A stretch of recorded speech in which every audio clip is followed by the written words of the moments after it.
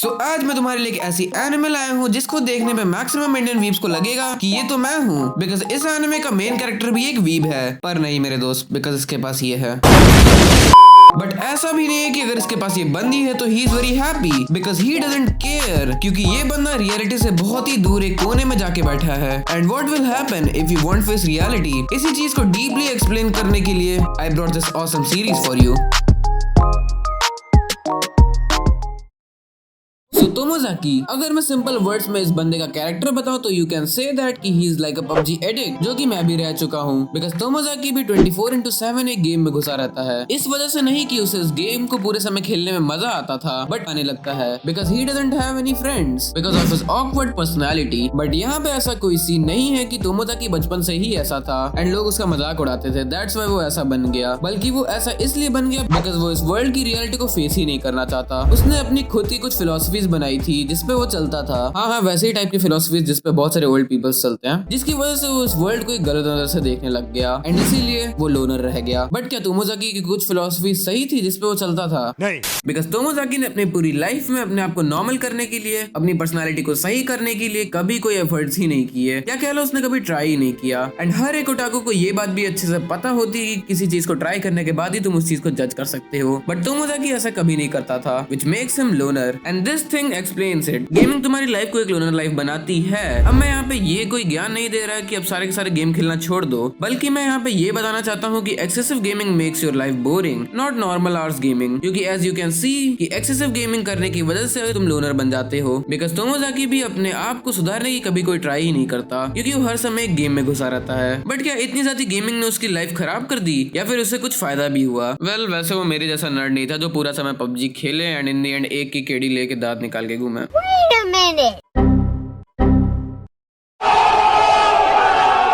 And यहीं पे मुझे इस एनिमे की ये चीज बहुत पसंद आती है, बिकॉज इस एनिमे में अदर लोनर एनिमे से कंपैरिजन में ऐसा कुछ भी नहीं होता कि अगर तुम एक लोनर हो तो तुम्हें जबरदस्ती तुम्हारे वाइफू के पास फेंक दिया जाता है, जहाँ पे तुम्हारी लाइफ सही होने लगती है। बिकॉज इन दिस सीरीज अगर तुम्हें दूसरे की अटेंशन चाहिए है तो तुम्हें एटलीस्ट किसी एक चीज में परफेक्ट होना होगा, otherwise everyone will ignore you and that's how world works. And ऐसे ही अपना तोमोजाकी टेकफम नाम की एक गेम में जिसे वो पूरा समय खेलता था, उस गेम में वो इतना ज्यादा परफेक्ट होता है कि उस गेम में वो जापान का टॉप मोस्ट बंदा रहता है। सो हाँ, तो एक दिन वो ऐसे ही टेक फार्म खेल रहा रहता है एंड उसे एक बहुत ही खतरनाक ओपोनेंट मिलती है जिसने तोमोजाकी की ऑलमोस्ट फाड़ के रख दी थी। बट हाँ, वो जैसे तैसे जीत जाता है। After all he is player number 1 and match के बाद वो बंदी तोमोजाकी को मैसेज करती है मिलने के लिए एंड फिर वो दोनों लोग संडे को मीटअप करते हैं एंड तोमोजाकी संडे को भंगार बन के जाता है उस लड़की से मिलने। मतलब सच में वो एक लड़की से मिलने भंगार बन के जाता है।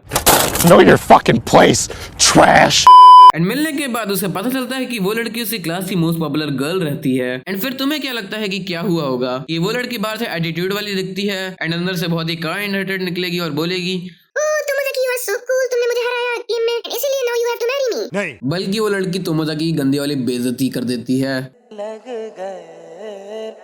उसकी पर्सनालिटी को देखकर, because she was expecting that the person who defeated her will be good looking और काइंड वन। बट यहाँ तो उसे एक खतरनाक गेमिंग नर्ड देखने को मिल गया जो कि हमेशा पूरी दुनिया को कोसता रहता है अपनी लोनर होने की वजह से। एंड इसीलिए फिर वहाँ पर तोमोजाकी अपनी लोनर लाइफ को लेकर लड़ने लगता है and from this moment he slowly started improving. मतलब मैं यहाँ पे ये नहीं कह रहा कि वो जिस बात को लेकर लड़ता है वो बात सही रहती है, बल्कि ही वॉज वेरी लकी कि उस टाइम उसे इस लड़की से मिलने का मौका मिला। बिकॉज ये बंदी तोमोजाकी की गेंजुत्सु में फंसी हुई आंखों को खोलती है एंड उसे इस वर्ल्ड के बारे में समझाती है कि this world is also like a game and this real life game is a God tyre game. And फिर वो लड़की तोमोजाकी को इस वर्ल्ड की रियलिटी फेस कराती है एंड उसे इस वर्ल्ड के बारे में बताती है, वो भी इस वर्ल्ड को गेम कंसिडर करके, जिससे तोमोजाकी को अच्छे से समझ आए। क्योंकि यू नो जैसे हेंटाई लवर्स को वो चीखने वाली भाषा समझ में आती है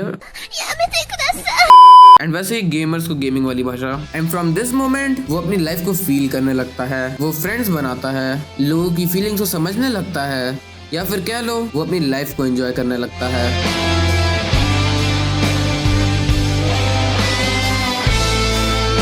सारी चीजों को तोमोजाकी अकेले ही रिप्रेजेंट नहीं करता सीरीज में, बिकॉज तोमोजाकी के साथ और भी खतरनाक साइड कैरेक्टर्स थे जो कि इस सीरीज में इमोशंस डालते थे, जिसकी वजह से ये सीरीज और भी ज्यादा रिलेटेबल बनती है। बिकॉज इस सीरीज के साइड कैरेक्टर्स एक नॉर्मल ह्यूमन की इनसिक्योरिटीज, लड़ना झगड़ना, जेलस होना, मेहनत करना एंड सबसे हार्ट टचिंग रोना। हालांकि हाँ, मैं मानता हूँ कि रोना is just a normal thing, but इस सीरीज में एक कैरेक्टर के रोने के पीछे का रीजन भी इतना ज्यादा हार्ट टचिंग है कि वो तुम्हें भी रोने को मजबूर कर दे and that's why they are the best. और इन्हीं साइड साइड कैरेक्टर्स की हेल्प अपना तोमोजाकी करता है। वही तोमोजाकी जो कि फ्रेंड्स पे बिलीव नहीं करता था, वही तोमोजाकी जो कि वर्ल्ड पे बिलीव नहीं करता था, वही तोमोजाकी जो गेमिंग नर्ड था, एंड वही तोमोजाकी जो कि लोनर एंड बोरिंग था। Because after meeting with Hinami he realized कि वो अपने तरीके से लाइफ एंजॉय नहीं कर रहा था, but like this he is enjoying it too much.